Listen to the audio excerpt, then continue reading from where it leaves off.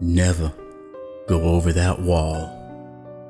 My grandpa sat in his rocking chair massaging his bad ankle through mud-stained jeans. This isn't the safest area in Florida, especially at night. Okay. Also be careful with that. You could take your eye out. See, that's why my 9-year-old self didn't take him seriously. He was always warning me about various dangerous things. Don't swim in the deep end of the pool, you could drown. Don't run so fast, you could trip and break your neck.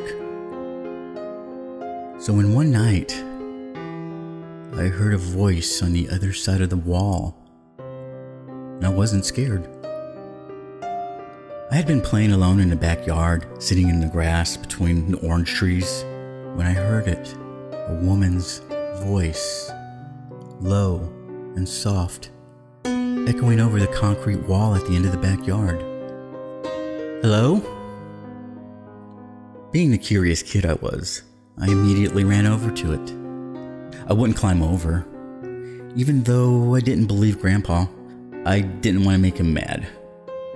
But there was no harm in taking a peek, right? I stepped up on the old stone fountains, reached for the top of the wall, and hoisted myself up. And then I peered down.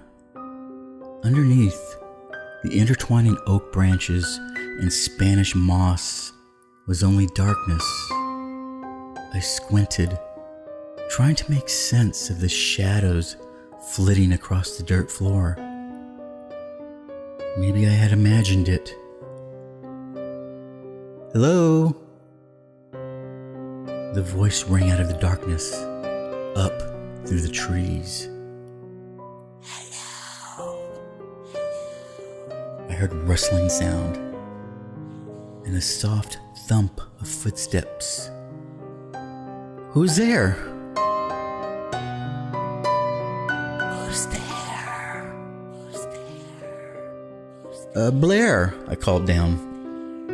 I am Elizabeth.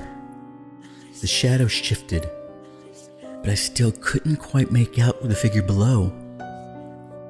I need your help, Blair.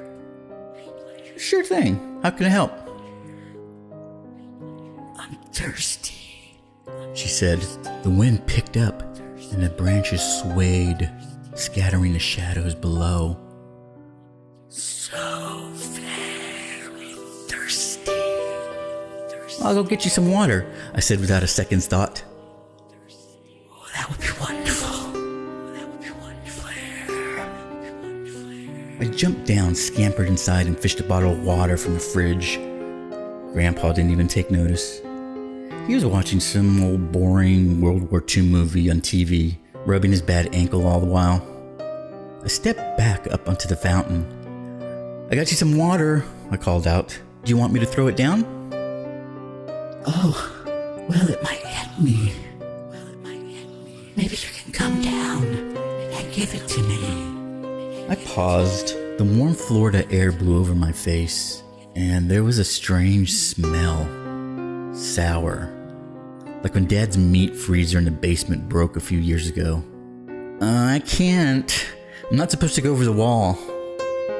I was met with an awkward silence. Hello? Please. I'm so thirsty, the voice said again. I looked at the rough concrete. Maybe I could pull myself up a bit, reach down and hand her the bottle of water. I swung a leg up over the wall and with a grunt pulled myself into a sitting position. Slowly I leaned down, reached my hand through the canopy of branches, but nothing took the bottle of water.